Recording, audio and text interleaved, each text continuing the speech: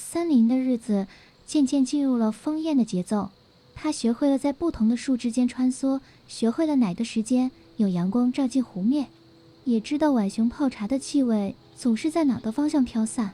他还没真正融入大家，但不再那么陌生。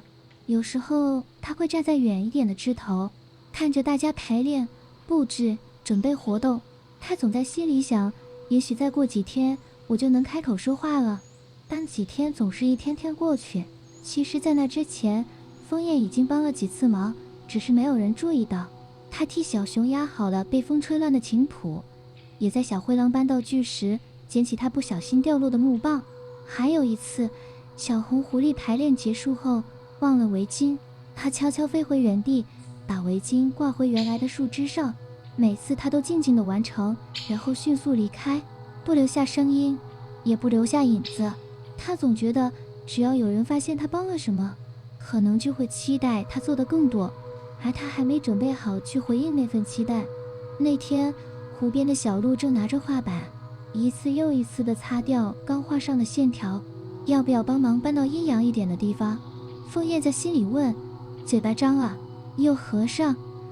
他想象小鹿会点头，期待地望着他，问他能不能每天一起画。那样的期待好像比拒绝还可怕。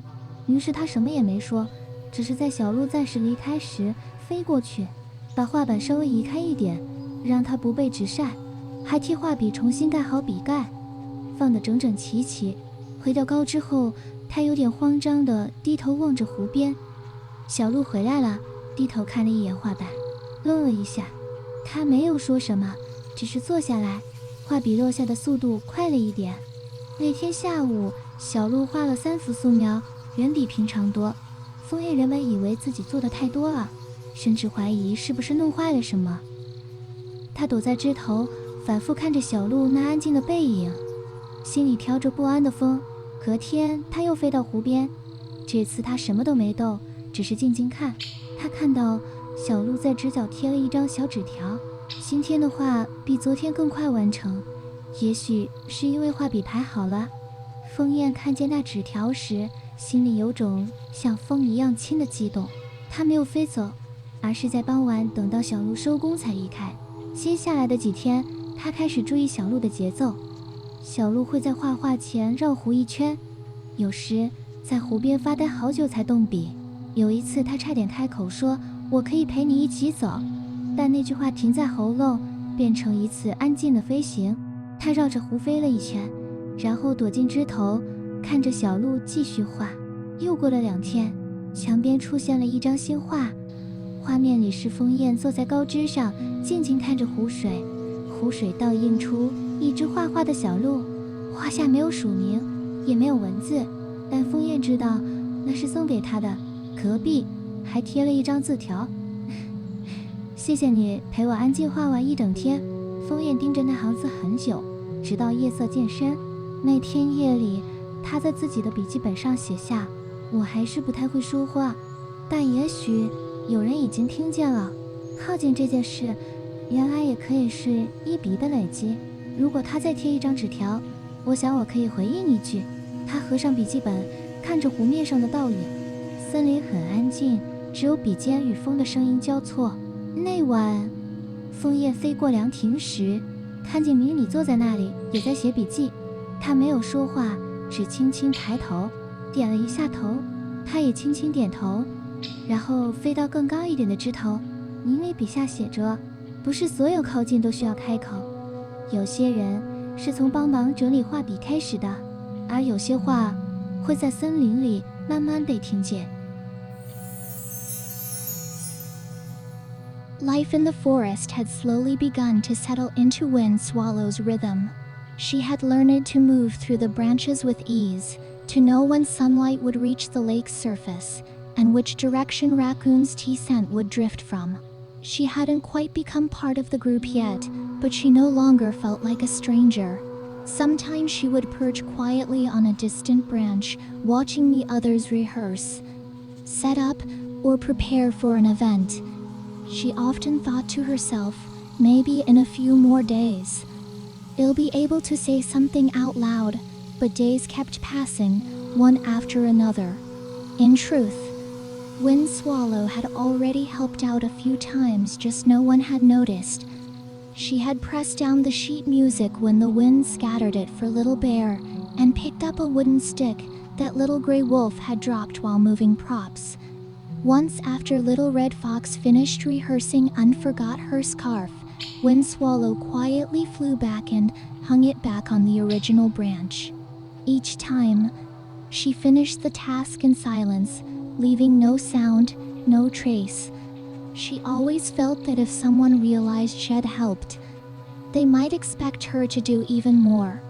And she was quite ready to meet that kind of expectation. That day, by the lake, Little Deer sat with her drawing board, repeatedly erasing the same lines over and over. Should I help her move into the shade? Wind Swallow wondered. Her mouth opened then closed again. She imagined Little Deer nodding, looking at her with hopeful eyes, maybe asking if they could draw together every day. That kind of expectation felt scarier than rejection. So she said nothing when Little Deer stepped away for a moment. Wind Swallow quietly flew down and nudged the drawing board into the shade. She even recapped the markers and arranged them neatly in a row. Back in the high branches, she glanced nervously down at the lakeside. Little Deer had returned. She looked at the board and paused for a moment. She didn't say anything, just sat down, and her pen began to move a little faster. That afternoon, Little Deer finished 3 sketches, far more than usual. Wind Swallow began to worry she had done too much. Maybe she had messed something up. She stayed hidden in the branches, watching Little Deer's quiet silhouette, unease swirling inside her like the wind. The next day, she flew back to the lake. This time, she didn't move anything. She just watched silently. She saw Little Deer stick a small note to the corner of the paper. Today's drawing finished faster than yesterday. Maybe it's because the pens were already lined up. When Wind Swallow read the note, her heart fluttered, light as a breeze. She didn't fly away. Instead, she waited until Little Deer packed up in the evening before leaving herself. In the days that followed, she began paying attention to Little Deer's rhythm. She noticed how she always walked a slow circle around the lake before drawing, sometimes staring at the water for a long time before even lifting her pen. One time, Wind Swallow almost said, "I could walk with you," but the words stopped at her throat and turned into a quiet lap through the sky. She flew once around the lake, then tucked herself into the trees and watched as Little Deer continued to draw. 2 days later, a new drawing appeared on the wall. In the picture, Wind Swallow sat high in the branches, watching the lake below. And in the lake's reflection, a little deer could be seen, quietly sketching. There was no name on the drawing, no words either, but Wind Swallow knew it was meant for her. Next to it, a small note was pinned. "Thank you for keeping me company while I drew in quiet all day." Wind Swallow stared at the words for a long time until the sky turned dark. That night in her notebook she wrote, "I still don't know how to speak well, but maybe someone's already heard me." Closeness, it turns out, can build one stroke at a time. If she posts another note, I think I could write something back. She closed her notebook and at her reflection on the lake. The forest was quiet. Only the scratch of a pen and the wind moving through the branches could be heard. That night, as she flew past the pavilion, she saw Mimi sitting there, also writing in his notebook. He didn't say a word, just looked up and gave a small nod. She nodded gently in return, then soared to a branch even higher than before.